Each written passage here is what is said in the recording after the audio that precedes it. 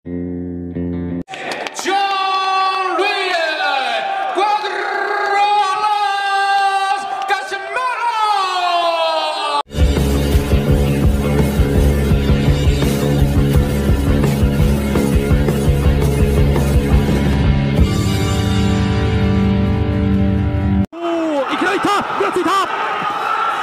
かし右を入れた。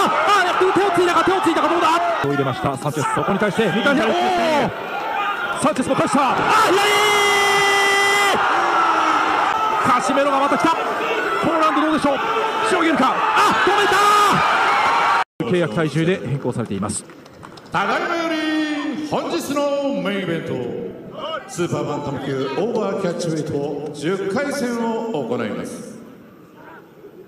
赤コーナーオーバーウェイト123パウンド4分の1フィリピン。ここまで33勝22 KO4 敗1分け。最新ランキングは IBF 世界スーパーバンタム級13位、 WBC 世界スーパーバンタム級第7位、 WBO 世界スーパーバンタム級第6位、世界3階級制覇王者、元 IBF 世界ライトフライ級チャンピオン、元 IBF 世界フライ級チャンピオン、そして元 WBO 世界バンタム級チャンピオン、フォーマー3 weights チャンピオン of the world ジョン・リオ・カシメロ。ここで下手な姿は見せられません。さあモンスターへの挑戦状、叩きつけられるかジョン・リエル・カシメロ。青コーナー121パウンド4分の3 USA。 ここまで21勝12 KO3 敗。最新ランキングは WBC 世界バンタム級12位、 WBO 世界バンタム級第8位、サウル・ザ・ビーストサンチェ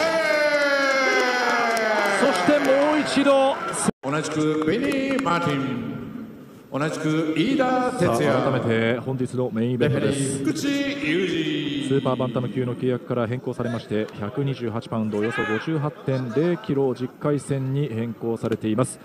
さて解説、まずは亀貝さん注目しているところ、ぜひ今一度教えてください。そうですね、カシメロのコンディション、そこはやはり1ラウンド目でよく見たいですね。はい。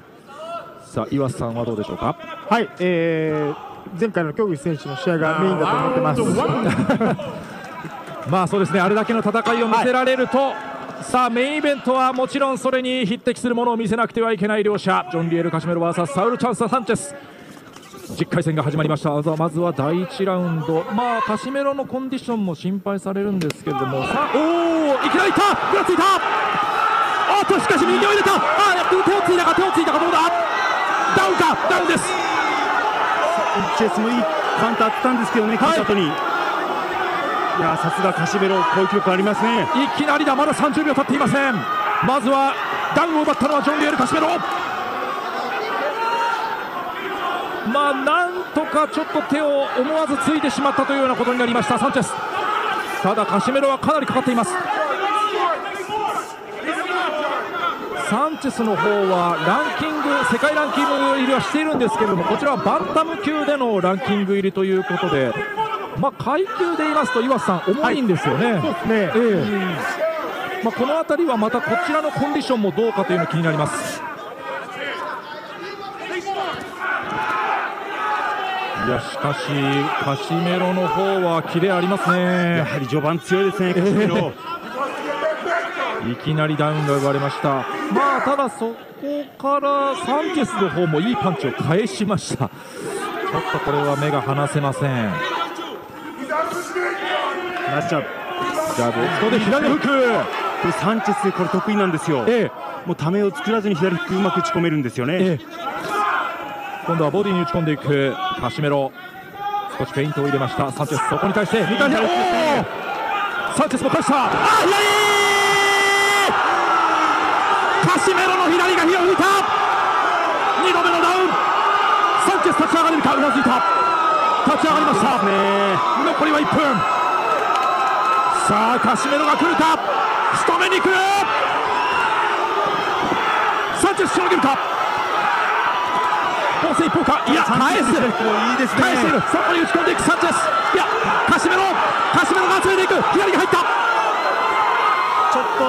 チェス力ないですね。ただタイミング合ってますよ、左フック。右から残りは40秒。少し落ち着くか。いや、まだ効いている。まだ効いている。今のクリンチャー、サンチェスうまかったですね。2度目のダウンは思い切り効かされました。残りは30秒。左を返した。合わせにいってますね。カシメロがまた来た。ポーランドどうでしょう。しのげるか。あ、止めた。終わった。そして Grabe! リング上はお祭り騒ぎ。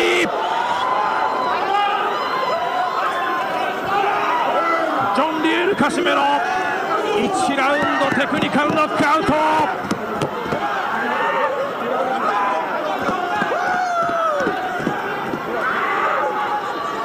いやー、まずは岩瀬さん、あっという間に終わってしまいました。そうですね。クソ無駄くそ悪いですね。はい、しょうもね。まあ、岩さんのおっしゃることももちろん分かります。さあ、亀貝さんいかがでしょう。いや、サンチェスいい選手ですし、実際いいしょうもね。まあ、岩さんのおっしゃることももちろん分かります。さあ、亀貝さんいかがでしょう。いや、サンチェスいい選手ですし、実際いい試合ですよ。そうですよね。体重オーバーした相手に勇敢に向かい合ってって打ち込みましたしね。まあ、まずは最初のダウンというのは思わず手をついたところ、これが2度目のダウンということになりました。最後はラッシュ、このラウンド中に決めてしまったジョン・リエル・カシメロ。まあ本当に、この試合、まあカシメロもそうですけど、TV プロモーションもすべて、サンチェスに、感謝して、フォローすべきだと思いますね。いや、そうですね。まあよくこの試合の、開催までこぎつけてくれたと。そうですね。すべてサンチェスのおかげですから、それだけはもうみんな忘れないでほしいですよね。いや、本当そうですね。このカシメロの姿があるのもやはりサンチェスが、OK とイエスと言ってくれたからだと思いますが、それでは場内の皆様、改めてリング中をご注目ください。 So we are going to ask your 見事な1ラウンド winning feelings 経験をしており、ジョン・リーのカシメロ選手のお話を伺います。でも今後通訳はアンジェさん、おこ願いいたしますいつを使ってい。くのかどうかっていうのもさあ、まずは疑問に思いますけどね。今の気持ちお聞きしてよろしいですか。何でもありになっちゃうんでね、ボクシングだけはそれにはなってほしくないって気持ちもあるんで、盛り上がればいいのかというとやっぱりそうではないですからね。ですよね。Round 1, round 2. Basta ang goal ko, tatapusin ko, hindi ko aabutin ng round 2 si sino pangalan nito? Sanchez. Hindi ko alam. あまりきったりしてなかったんですけれども、でも自分のゴールは、自分の戦いはラウンドまでかわそうと。Hello guys, welcome back to our channel Winsworld TV. So matapos pumutok ang balita sa posibleng laban sa pagitan ni former 3 World Division Champion Cuadro Alas John Riel Casimero at current WBC Bantamweight Champion Junto Nakatani. Dahil tulad ni Junto Nakatani na gusto makalaban itong si John Riel Casimero. Itong si John Riel Casimero naman ay gusto rin makalaban si Junto Nakatani. In short guys, parehas silang may gusto. Ayon naman kay John Riel Casimero nang tanungin siya ng ilang Japan news tungkol sa paglaban niya kay Junto Nakatani. Ayon kay Casimero ay bukas naman siya sa posibilidad na makalaban itong si Junto Nakatani. Dagdag pa niya kung nakatadhana na maglaban sila sa ibabaw ng boxing ring nitong si Junto Nakatani. Why not? Kaya open na open siya kung gusto ng kampo ni Junto Nakatani na maglaban sila ay anytime anywhere daw. Meron din katanungan itong si Sabunjero Vlog, ayon sa kanya, champ sa sasabihin mo ako maniniwala, nakatapat mo si Nakatani, nakasparing mo naman si Alas, sino ba ang mabigat ang kamao sa dalawa, si Casimero ba or si Nakatani? Ngunit hindi naman ito sinagot ng direktahan ni Milan Mel Indo dahil hindi pa umano na ikasa ang laban dahil baka matakot pa itong kampo ni Junto Nakatani.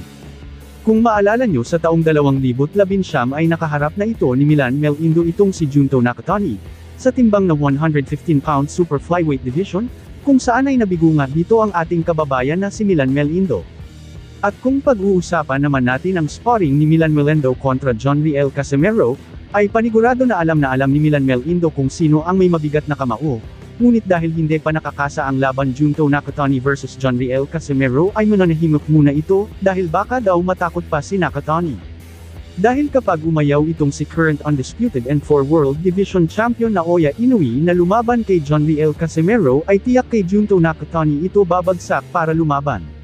Dahil plano na ni Junto Nakatani na lumaban sa 122-pound Super Bantamweight Division at target niya itong subukan makalaban si current undisputed and 4 World Division Champion Naoya Inoue aka the Japanese Monster.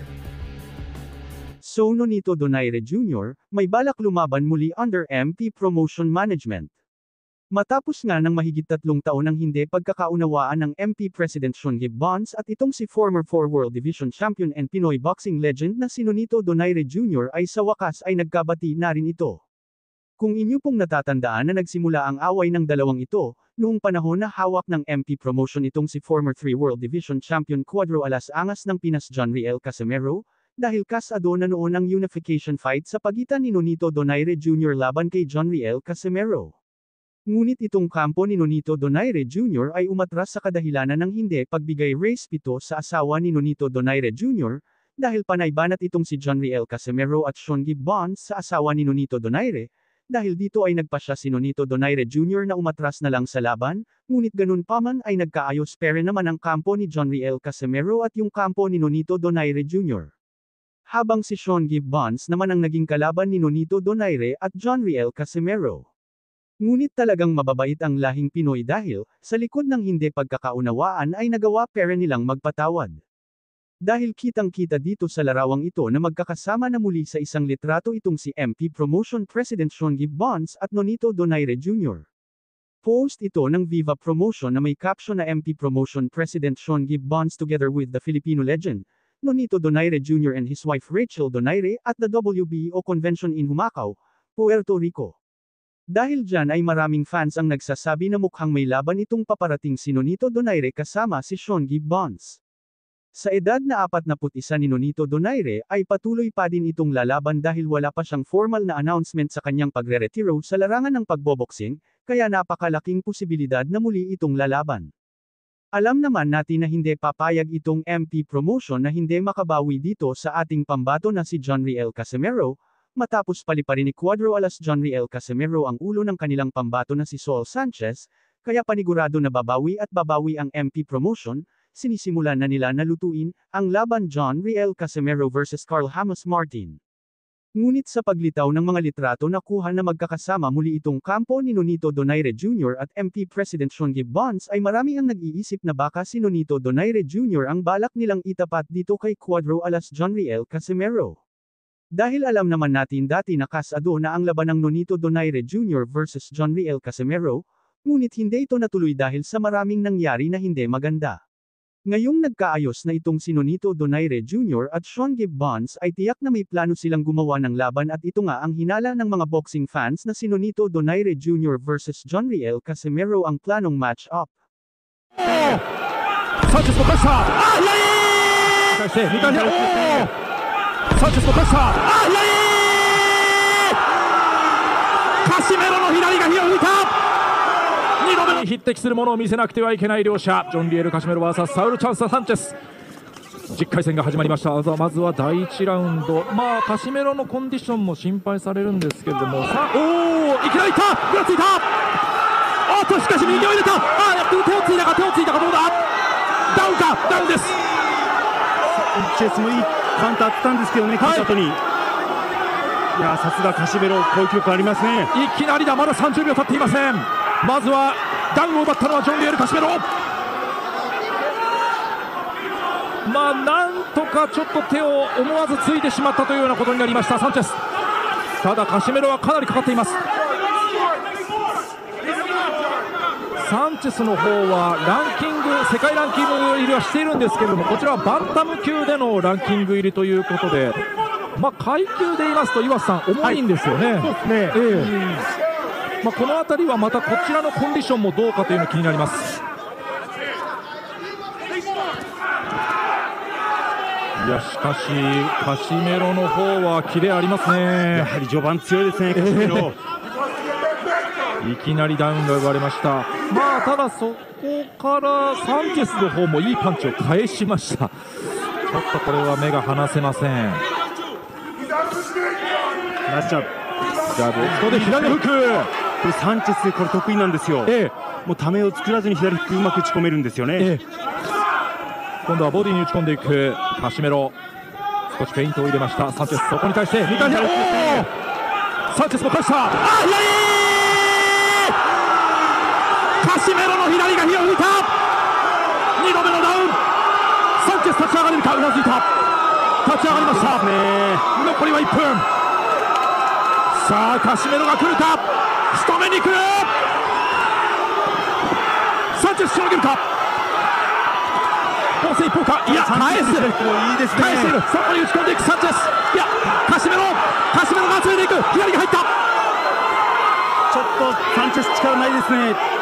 ただタイミング合ってますよ。左フック右から残りは40秒。少し落ち着くか。いやまだ効いている。今のクリンチャーサンチェスうまかったですね。2度目のダウンは思いっきり効かされました。残りは30秒。左を返した。合わせにいってますね。カシメロがまた来た。ポーランドどうでしょう。しのげるか。止めた。終わった。Dagdag pa sa ating mga balita. So ayon sa mga Casimero fanatics, na kung dream fight talaga ni Jonriel Casimero itong halimaw ng Japan na si Naoya Inoue, ay dapat ang gawin niya ay uunahan niya si Naoya Inoue umakyat ng featherweight division, dahil kapag natapos na ang laban ni Naoya Inoue kontra Goodman at pinaplano na isunod si Akhmadaliev at Junto Nakatani, sa ngayon ay wala pang latest news kung sino ang next niyang makakalaban after niya kalabanin si Sam Goodman, dahil dyan ay malabo na maikasa ang labanan Naoya Inoue laban kay Jonriel Casimero sa bantamweight division.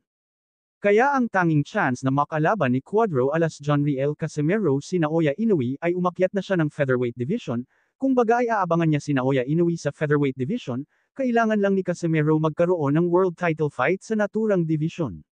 Dahil kapag nasa featherweight division na si Casimero ay makakasama na siya sa choices ni Naoya Inoue at madali na lang itong makaharap si Naoya Inoue kung sakali man na umakyat ito ng division, at wala nang idadahilan pa si Naoya Inoue para hindi lumaban kay Casimero. In short guys, walang choice si Naoya Inoue kundi labanan itong si Jonriel Casimero. Sa ngayon kasi guys, yung may lakas ng loob lang na labanan si Casimero ay itong si Junto Nakatani, na mas matapang pa kay Naoya Inoue, dahil siya mismo ang may gusto na labanan si Cuadro alas Jonriel Casimero. Saka malabo nang manatili pa si Jonriel Casimero sa 122 pounds super bantamweight division dahil hirap na itong kunin ang tamang timbang. Sa edad na 35 years old ay medyo may katandaan na ito at habang nagkakaedad ay mas bumibigat kasi ang timbang, kaya tamang-tama lang na umakyat siya sa featherweight division at tiyak na makukuha niya ang tamang timbang na walang kahirap-hirap at kayang-kaya pa ni Casimero makipagtagisan ng lakas sa mga boksingero ng featherweight division. Sa featherweight division ay hindi basta-basta ang makakalaban niya dito, dahil mas malakas na boksingero ang nandito, kumpara sa bantamweight division. Ito ang top 5 na mga dekalibre na boksingero sa featherweight division. Mirko Coelho, ng bansang Argentina, may record na 14 wins 11 knockout, walang talo. Que Cuello es mucho más. Y ahí está. Gancho y es mucho más. Llega la bomba, llega la bomba, llega la bomba, llega la bomba. La mete Mirko. Izquierda. Rafael Espinoza, may record na 25 wins, 21 knockouts, walang talo. Just huge. Is that a knockdown? It was! Very strange way for Laurel to go. Athletic enough to do the widity. He's really good. They caught him again coming in, and down goes Laurel for the second time in the door. Rafael El Divino. Luis Alberto Lopez, ng bansang Mexico, may record na 30 wins 17 knockouts at may 3 talo. Sense of turning the tide and stop the onslaughts of Lopez. Like that, slide up right hand, followed up by a solid body shot. Oh my goodness! From Conlan down, and the towel has come in. Adam Booth hurled the towel into the ring, and he's on the canvas and doesn't really know where he is. Ray Vargas, ng bansang Mexico, na may record na 36 wins 22 knockouts at 1 talo.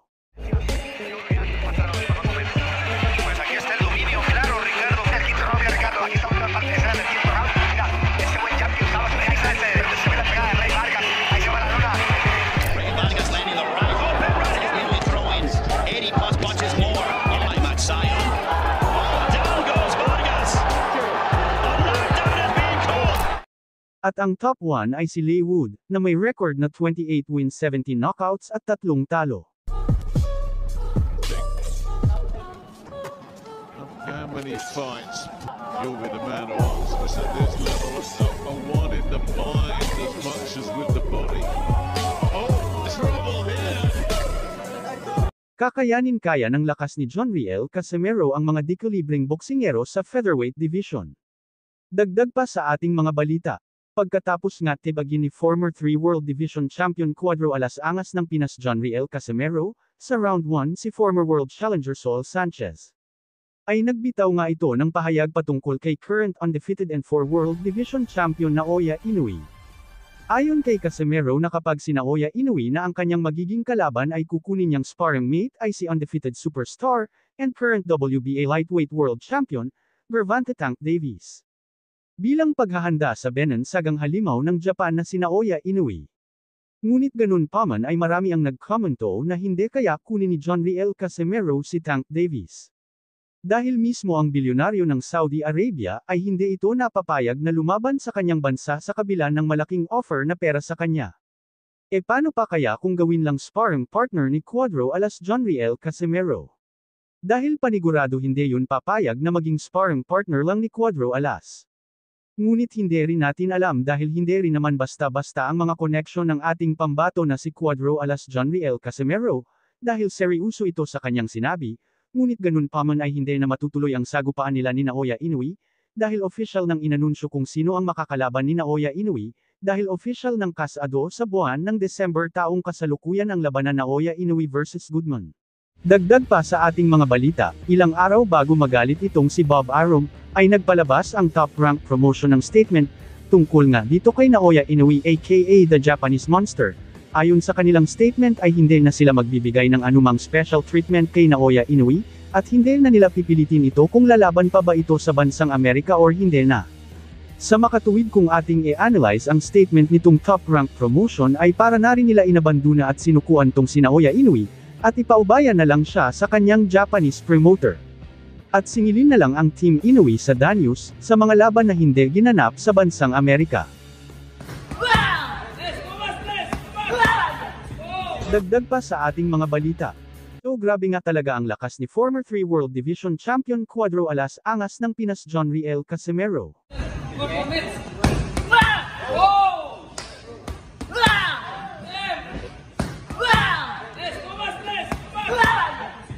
Maski ang MMA fighter na si Vin Diesel ay ramdam na ramdam niya ang lakas ng tinaguriang angas ng Pinas John Riel Casimero. Kahit malaki ang agwat ng kanilang laki, ay mahahalata mo dito na kayang-kaya patumbahin ni John Riel Casimero ang malahig antay niyang kasparring mate na si Vin Diesel. Bawat suntok ni Cuadro Alas John Riel Casimero ay rinig na rinig dito ang malakas na impact ng kanyang suntok. Nangangahulugan na isa talagang napakalakas sumuntok at isang malakas na nilalang itong si John Riel Casimero. Sobrang napahanga talaga dito ang MMA fighter na si Vin Diesel, kay John Riel Casimero, dahil ayon sa kanya ngayon lang daw siya nakatagpo ng isang boksingero na grabe sumuntok at pwede maging sumunod na Manny Pacquiao. Ramdam talaga ang lakas ng isang suntok ni John Riel Casimero sa pamamagitan ng tunog kapag tumama ito sa target.